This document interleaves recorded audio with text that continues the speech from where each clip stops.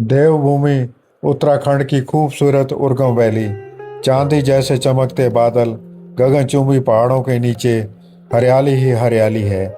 जहाँ यहाँ पर हर हर महादेव के रूप में कल्पेश्वर मंदिर है, तो वहाँ पे ध्यान बद्री के रूप में हरि भी यहाँ विराजमान है। हम दर्शन करने के लिए निकले हुए हैं ध्यान बद्री मंदिर के। ड्राइवर ने हमें बताया किस पेड़ के नीचे ध्यान बद्री मंदिर है, लेकिन यहाँ घंटाकर्ण मंदिर है। घंटाकर्ण या घंटियाल राक्षस योनि में पैदा हुए शिव जी के परम भक्त देवता हैं। मंदिर बंद होने के कारण हम बाहर से ही नमन कर आगे की ओर अग्रसर हुए। उर्गम वैली में उर्गम गांव घूमते हुए, ध्यान बद्री मंदिर की तलाश करते हुए तो मैंने तो देखा तो कोई रास्ते में मिला ही नहीं।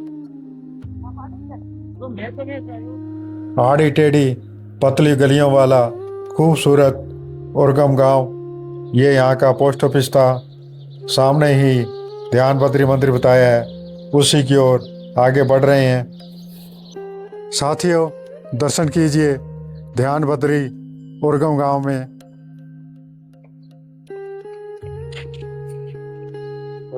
ध्यान बद्री सप्त बद्रियों में से एक बद्री माना जाता है। यहाँ पर भगवान विष्णु के ध्यान मगन स्वरूप की पूजा की जाती है। यह मंदिर कायूरी शैली में बना हुआ है, जो उत्तराखंड की प्राचीन स्थापत्य कला का उत्कृष्ट नमूना है। आइए दर्शन करते हैं। जी हाँ, उसके बाद एक गणेश जी है, गणेश जी किनारे में वो कुबेर जी हैं। हाँ, भगवान जी के बराबर गणेश जी।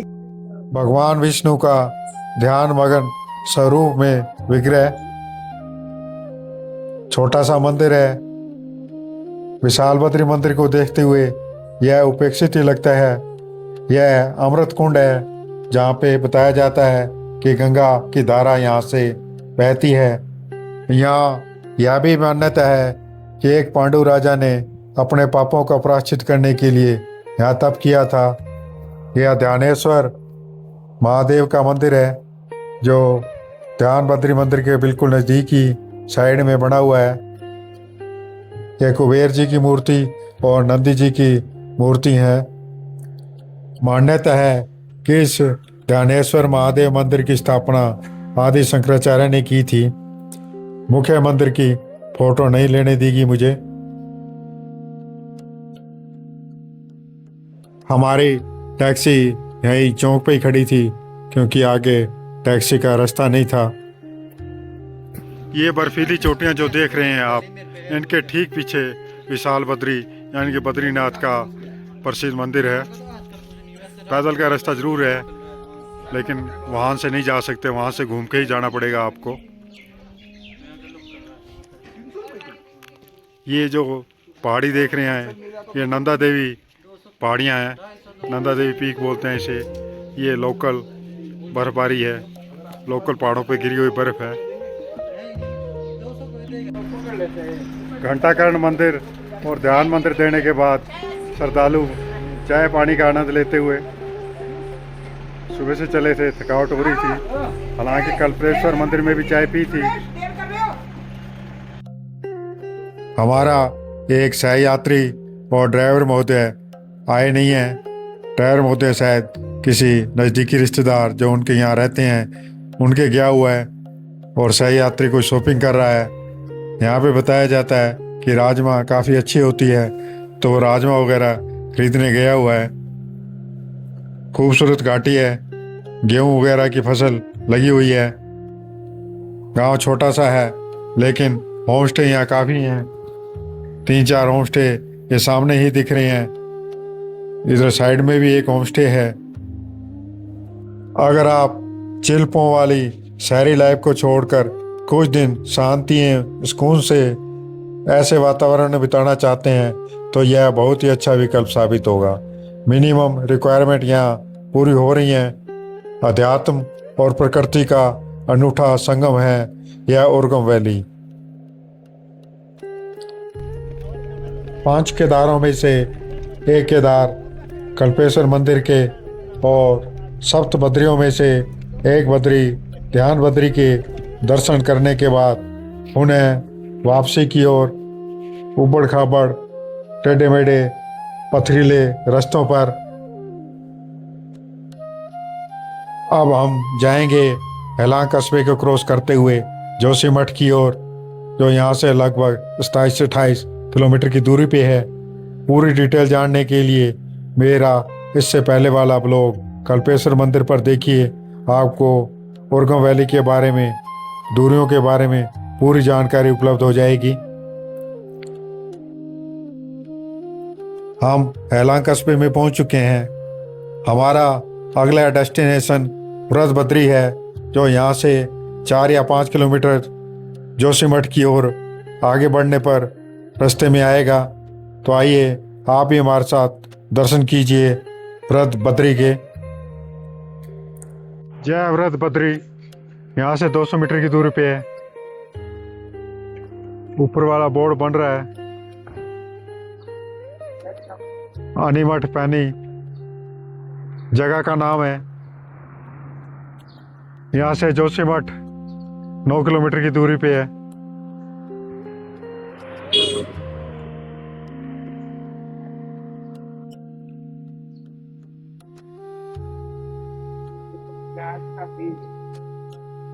घाटी में नीचे मंदिर, साइड में लोकल गांव वालों ने खेती कर रखी है। छोटे छोटे खेत हैं, प्याज बीजे हुए हैं, सरसों हैं, उधर आलू भी हो रहे हैं।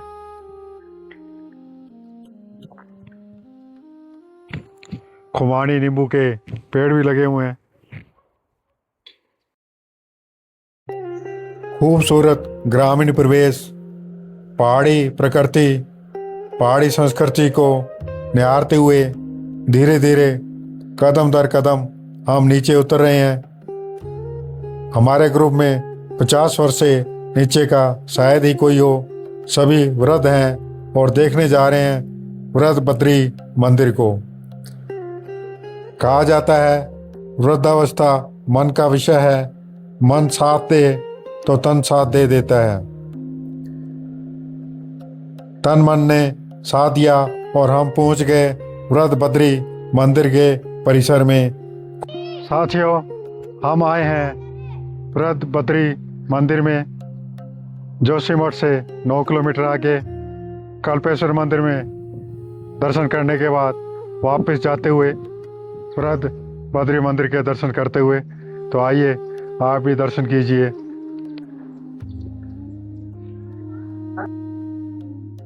मान्यता है कि नारद ने यहाँ पर भगवान विष्णु का तप किया था। उनके तप से खुश होकर भगवान विष्णु ने व्रत रूप में यहाँ पे नारद जी को दर्शन दिए थे और अनिमा सिद्धि प्रदान की थी। अनिमा के नाम पर ही यहाँ के गांव का नाम अनिमा मठ रखा हुआ है। व्रत बद्री मंदिर के दर्शन के बाद जोशीमठ को क्रॉस करते हुए हम ओली की ओर आगे बढ़ते हुए, यहाँ पर भी एक संजीवनी हनुमान शिखर है। बताया जाता है कि जब हनुमान जी संजीवनी लेने गए थे तो यहाँ पर कुछ देर के लिए विश्राम किया था। यहाँ से ही द्रोणागिरी पर्वत को देखा था। साथियों, इस वक्त मैं हूँ ओली में। शानदार मौसम है। ओली की बर्फीली चोटियाँ बादलों से घिरी हुई हैं। छोटी छोटी चोटियाँ अभी आपको दिखाते हैं। यहाँ से रोपवे की दूरी 300 मीटर दूरी पे है, लेकिन रोपवे बंद है। जो आर्टिफिशियल लेक है वो 1 किलोमीटर की दूरी पे है। मेरे साथ जो श्रद्धालु हैं वह इस योग्य नहीं है कि वहाँ इतनी दूरी पे जा सकें, इसलिए अभी विचार में और चल रहा है क्या करना है। एक हनुमान मंदिर जी। तो अब देखो ये क्या करते हैं, उस अनुसार मैं आपके प्रोग्राम बनाऊंगा। जैसे साथ की श्रद्धालु संगत जाएगी वैसे ही मैं इनके साथ जाऊंगा। इस वक्त मैं टूरिस्ट कम श्रद्धालु ज़्यादा हूँ। इस छोटी सी पहाड़ी पर पैदल ही ऊपर जाते हुए सांस तो अभी से फूलने लग गई है, लेकिन चलना तो है ही।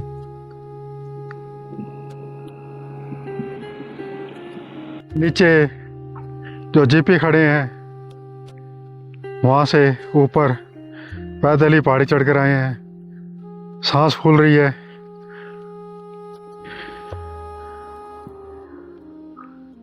रोपवे तक जाते हैं, हालांकि रोपवे बंद है।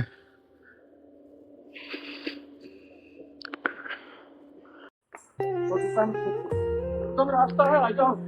हनुमान मंदिर संजीवनी शिखर ओली यहाँ से 100 मीटर दूरी पे ही है।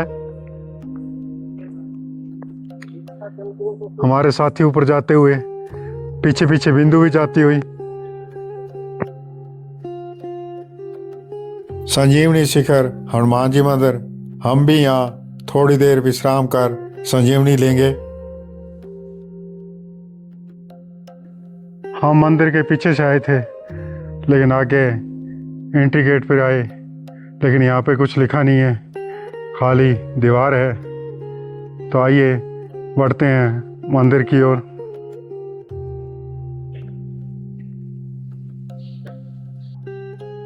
मंदिर के मुख्य गेट पर पहुंच गए हैं। श्री हनुमान मंदिर संजीवनी शिखर है ये। संजीवनी शिखर हनुमान मंदिर फिलहाल खुला नहीं है, जाली से ही हनुमान जी के दर्शन करते हुए आप भी दर्शन कीजिए। जब हनुमान जी संजीवनी बूटी लेने गए थे तो यहाँ से उन्होंने द्रोणागिरी पर्वत देखा था, इसलिए संजीवनी शिखर ओली के नाम से यह हनुमान जी का मंदिर प्रसिद्ध मंदिर बना हुआ है। चारों ओर प्रकृति के खूबसूरत नज़ारे, बर्फ से ढकी चोटियाँ, देवदार पेड़ों से घिरे पर्वत, हरे भरे ऊंचे ऊंचे पर्वत शिखर और स्लेटी रंग के बादल, जैसे दोनों ही आतुर हों एक दूसरे से मिलने को, आलिंगन बंद करने को। स्लेटी रंग की चादर ओढ़ने को तैयार हैं बादल। मंदिर के इस दशा में प्रकृति की अलग ही दशा है। यहाँ घने काले बादल न होके हल्के बादल हैं। इस साइड में फिर भूरे गहरे बादल, बरसने को आतुर। ठंडी ठंडी हवा चल रही है, बादल कभी भी बरस सकते हैं। यह है यहाँ का रोपवे का सेंटर। इस रोपवे की कुल लंबाई 800 मीटर है। 6 टावर लगे हैं, 2 स्टेशन हैं। चेयर जिन पे बैठा जाता है वो 17 हैं और पर पर्सन टिकट 500 रुपये है।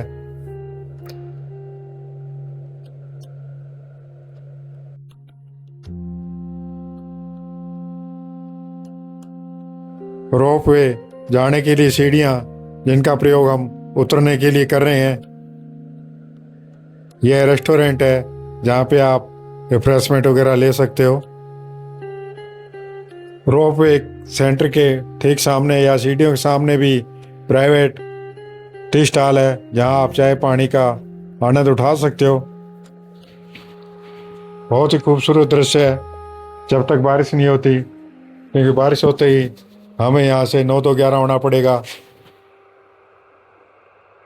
मेरे साथ के श्रद्धालु सहयात्री जो भारत के विभिन्न प्रांतों से अलग अलग जगह से आए हैं, इस वक्त भारत इंडिया की तस्वीर पेश कर रहे हैं। भाई साहब जो सामने पगड़ी में दिख रहे हैं, महाराष्ट्र से आए हैं, कोल्हापुर से आए हैं। स्पेशल पगड़ी बांधी हुई है इन्होंने यहाँ पे गोविंद घाट आने के लिए। आए कथा में है, लेकिन पगड़ी बांधी है, इनको पसंद आई, यहाँ पे पगड़ी बांध के आए हैं। अब हमने घर पे बता रहे हैं।